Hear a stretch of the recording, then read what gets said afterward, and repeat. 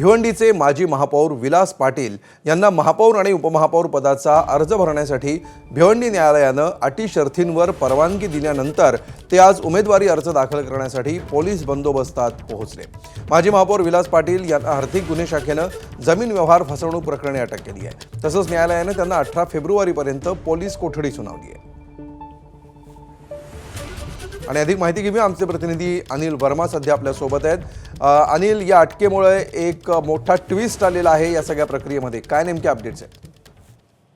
नक्कीच जर या ठिकाणी आपण पाहिलं तर भिवंडी महानगरपालिकेमध्ये महापौर आणि उपमहापौर पदासाठी उमेदवारी अर्ज दाखल करण्याकरता शेवटचा दिवस आहे आणि या दिवशी उमेदवारी अर्ज भरण्याकरता भिवंडी कोणार्क विकास आघाडी यांचे माजी महापौर विलास पाटील यांच्यावरती पोलिसांनी कारवाई करत जमिनीच्या फसवणूक प्रकरणी त्यांना अटक केलेली होती आणि 18 तारखेपर्यंत त्यांना पोलीस कोठडी सुनावण्यात आलेली आहे। मात्र त्यांना उमेदवारी अर्ज भरण्यात यावा यासाठी कोर्टामध्ये अर्ज दाखल करण्यात आलेला होता आणि कोर्टाने त्याला मंजुरी देखील दिलेली होती अटी शर्तीवरती।